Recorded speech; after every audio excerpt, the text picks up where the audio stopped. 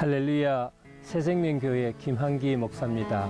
어떤 사람이 새 차를 몰고 오더니 갑자기 넓은 주차장에 씌워진 헌 차를 한 대를 향해서 돌진하여 옆구리를 쿵 하고 박았습니다. 사람들이 그것을 보고 의아해했습니다. 그런데 그 차는 또다시 후진했다가 다시 헌 차의 뒤쪽을 향해 돌진해가서 쿵 하고 박았습니다.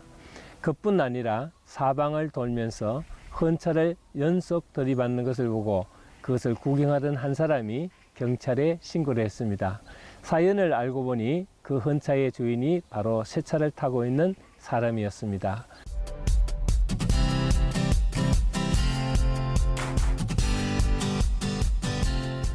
그 헌 차가 얼마나 말썽을 부렸던지 새 차를 사자마자 헌 차에 달려와서 분풀이를 한 것입니다.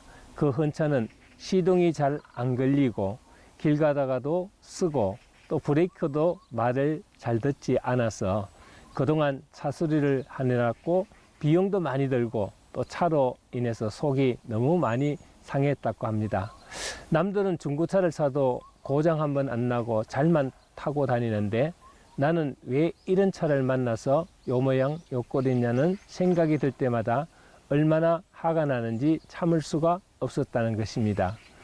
새 차를 사고 싶어도 여건이 허락치 아니해서 얼마나 안타까웠는지 가난하게 사는 자신의 모습이 스스로 초라해 보이면서 얼마나 차로 인해 비참했는지 속을 많이 상했다고 합니다. 그러다가 우연찮게 돈이 생겨 큰 마음을 먹고 우선적으로 새 차를 샀습니다. 헌 차를 처분하려고 하는데 갑자기 그동안 자신을 괴롭히고 자신을 비참하게 만들었던 차에 대해 분노가 치밀었다고 합니다. 그래서 넓은 쇼핑몰 주차장에 세워놓았던 차에 달려와서는 있는 대로 분풀이를 하는 것이었습니다. 차로 인해 얼마나 속이 상하였는지 몰라도 이 사람은 방금 새로 산 차마저도 하루도 지나지 않아 즉시 헌 차로 만들어 놓았습니다. 시원하게 그동안 쌓였던 분풀이는 했겠지만은 새 차도 함께 엉망으로 부서진 것을 보고 다시 분노에 쌓여 더 견딜 수가 없었습니다. 곰곰이 생각하면 할수록 어리석은 자기 자신에 대한 분노와 자신에 대한 미움이 더 커져 버렸습니다. 그러나 이미 후회해도 소용없는 일이었습니다. 우리 주변에는 이런 사람들이 많습니다. 이런 식으로 살아가는 사람들은 자신의 자아상이 건강하지 못한 사람들입니다. 자신의 못난 점, 또 실수와 잘못, 인정받지 못하는 면을 주로 보고 부끄러워하며 싫어하고 미워하며 피하려고 신경을 쓰는 사람들이죠. 그러다 보면은 남들에게서 자기의 약점이 발견될 때 그냥 지나가지 못하고 자신을 괴롭게 하는 사람들입니다. 자기 마음속에 나는 못난 인간이라는 자아성을 가지고 살아가기 때문에 그는 자신의 열등감과 자기 분노, 자기 미움의 틀 안에서 벗어나지 못하는 사람들입니다. 정도의 차이는 있습니다. 그러나 그대로 지나치면 자기도 힘들고 또 남도 힘들게 만드는 삶을 살게 마련이죠. 잘못 형성된 자아상은 쉽게 변화되기가 어렵습니다. 그렇다면 건강한 자아상을 가진 사람은 어떤 사람일까요? 일반적으로 건강한 사람과 건강치 못한 사람의 특징을 이해하면은 자아상이 건강한 사람을 이해하는 데 도움이 될 것입니다.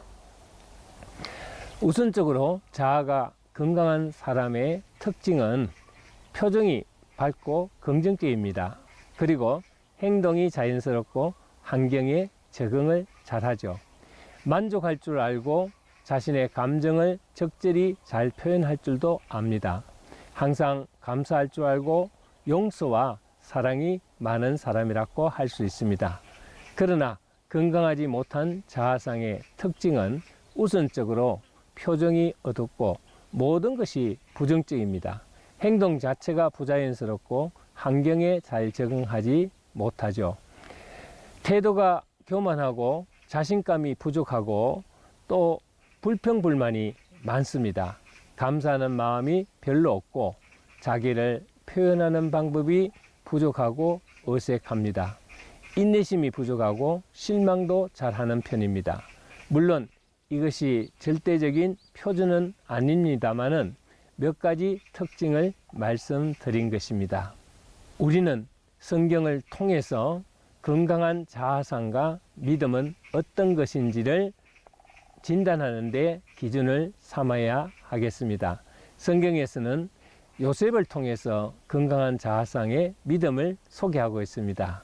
첫째로 자아상이 건강하면 자신의 감정을 다스릴 수가 있습니다. 본문 50장 15절 17절을 보면은 아버지 야곱의 장례식을 마치고 나서 요셉의 형들이 요셉에게 자기들의 허물을 용서해 줄 것을 빌고 있습니다. 형들의 허물은 무엇입니까? 그것은 요셉의 어린 시절에 요셉을 시기하고 질투하여 죽이려고 했다가 이스마엘 상인들에게 은 20을 받고 팔았던 것입니다. 이것은 단순한 믿음이 아니라 자신에 대한 생명의 위협이었습니다.